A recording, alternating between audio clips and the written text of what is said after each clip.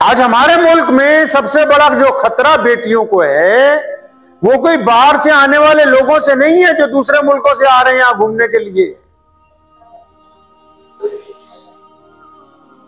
हमारे ही घरों में ऐसे नौजवान पैदा हुए, हमारे ही घरों में ऐसे लोग हैं जो कि औरत के दुश्मन हैं, औरत के ऊपर गंदी निगाह रखते हैं, जिनका माशरा गंदा है, जिनकी माओ ने उनको कभी बदकिरदारी से रोकने की हिम्मत नहीं दिखाई और उनकी उल्टा हौसला अफजाई की है।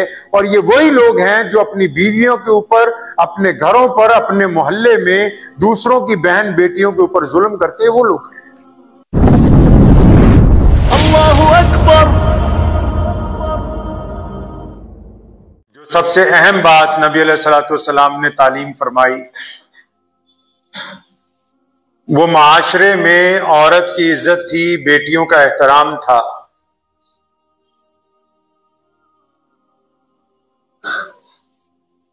उस दौर में बेटी पैदा होते ही लोग जिंदा दफन कर देते थे कि आया कल को किसी को दामाद बनाना पड़ेगा।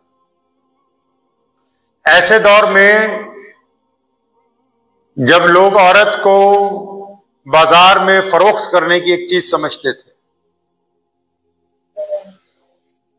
नबी अलैहिस्सलाम ने ना सिर्फ बेटी को इज्जत दी बल्कि उसे अल्लाह की रहमत बताया।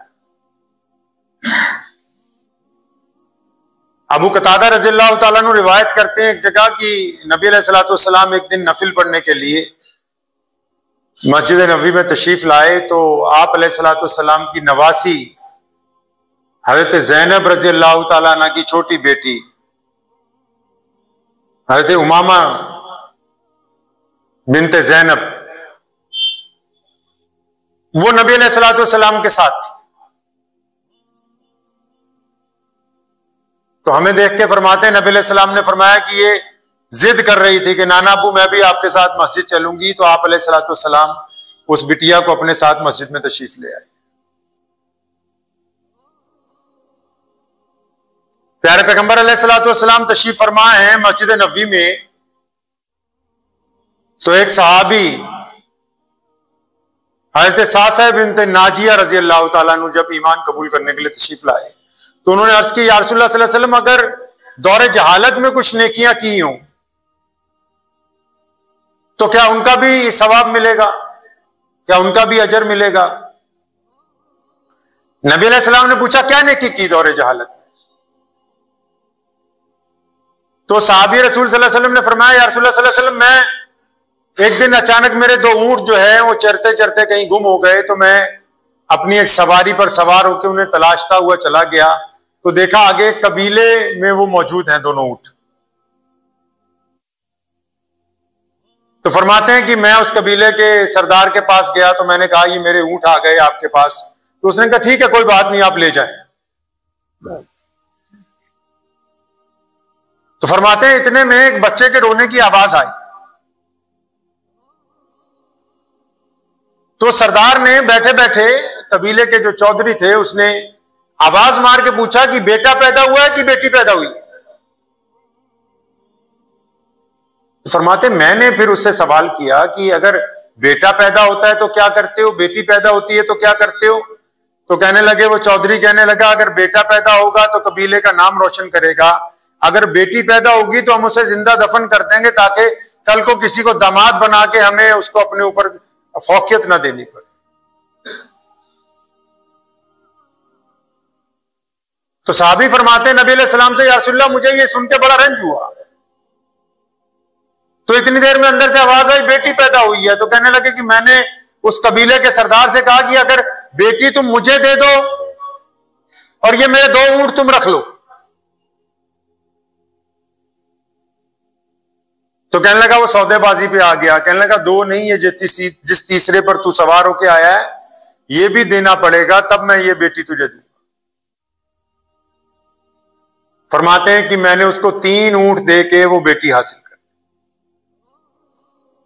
और या रसूलुल्लाह सल्लल्लाहु अलैहि वसल्लम फिर मुझे चस्का लग गया इस नेकी का।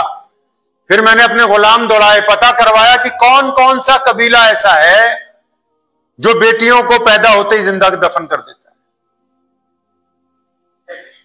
और कहते हैं या रसूलुल्लाह सल्लल्लाहु अलैहि वसल्लम, अब मेरी हवेली में 300 बेटियां हैं, हर एक बेटी मैंने 3 ऊंट के इवज ली हैं, अब मेरी हवेली में 300 बेटियां पल रही हैं। फरमाते हैं कि मेरी नेकी का, नबी अलैहि सलाम ने फरमाया, ये उन नेकियों का सिला ही है कि तुझे मोहम्मद रसूलुल्लाह सल्लल्लाहु अलैहि वसल्लम तक अल्लाह ताला ने पहुंचा दिया है, और क़यामत वाले दिन इससे भी बहुत बड़ा सिला अल्लाह करीम अता फरमाए। बेटी का एहतराम, बेटी की इज्जत, औरत का एहतराम दुनिया में शुरू से एक बहुत बड़ा मसला रहा। आज हमारे मुल्क में सबसे बड़ा जो खतरा बेटियों को है, वो कोई बाहर से आने वाले लोगों से नहीं है जो दूसरे मुल्कों से आ रहे हैं यहां घूमने के लिए। हमारे ही घरों में ऐसे नौजवान पैदा हुए, हमारे ही घरों में ऐसे लोग हैं जो कि औरत के दुश्मन हैं, औरत के ऊपर गंदी निगाह रखते हैं, जिनका माशरा गंदा है, जिनकी माओ ने उनको कभी बदकिरदारी से रोकने की हिम्मत नहीं दिखाई और उनकी उल्टा हौसला अफजाई की है। और ये वही लोग हैं जो अपनी बीवियों के ऊपर, अपने घरों पर, अपने मोहल्ले में दूसरों की बहन बेटियों के ऊपर जुल्म करते हैं, वो लोग हैं।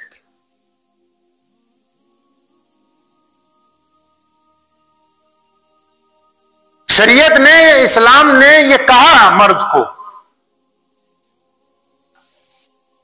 कि औरत को तो बुर्का लेने का हुक्म दे दिया, चेहरा ढकने का हुक्म कर दिया, लेकिन इस्लाम ने कहा कि मर्द भी तो अपनी आंखें झुका के रखे।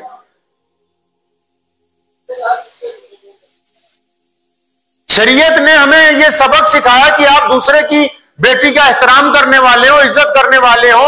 इतना बंदा हवस का शिकार हो जाए कि वो दिन में अगर 50 औरतें उसके सामने से गुजरे तो हर एक से वो बदकिरदारी का इरादा करे, तो उससे बदतरीन इंसान जो है वो दूसरा कोई नहीं हो सकता। अपने बच्चों को समझाएं, नौजवानों को समझाएं, औरत कोई कमजोर शय नहीं है। मोहम्मद रसूलुल्लाह सल्लल्लाहु ताला अलैहि वसल्लम ने हमें तालीम फरमाई कि अल्लाह तबारक व तआला ने औरत को इज्जतदार बनाया, दुनिया की तखलीक का जरिया बनाया है। ये कोई कमजोर शय नहीं है। प्यारे पैगंबर अलैहिस्सलातु वस्सलाम का साथ जिसने सबसे पहले दिया वो अम्मी खदीजतुल कुबरा रजी अल्लाह ताला अन्हा है।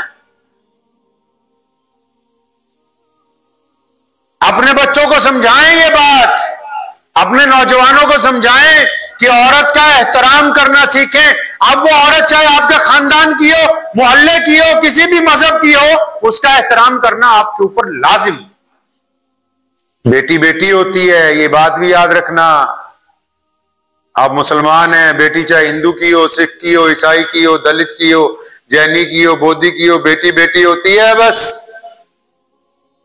मोहम्मद रसूलुल्लाह सल्लल्लाहु अलैहि वसल्लम ने फरमाया बेटी बेटी होती है, चाहे अपनी हो चाहे दुश्मन की हो। बेटियों का एहतराम करना लाजिम है। आपकी बीवी भी किसी की बेटी है, आपकी मां भी किसी की बेटी है। बेटी का एहतराम लाजिम है। तो इस बात को ज़हन नशीन कर लीजिए कि अपनी नस्लों को यह समझानी है बात। मुझे उम्मीद है कि आपको ये वीडियो पसंद आई होगी। अगर पसंद आई हो तो ये आप अपने दोस्तों के साथ शेयर करें और इस चैनल को सब्सक्राइब जरूर करें।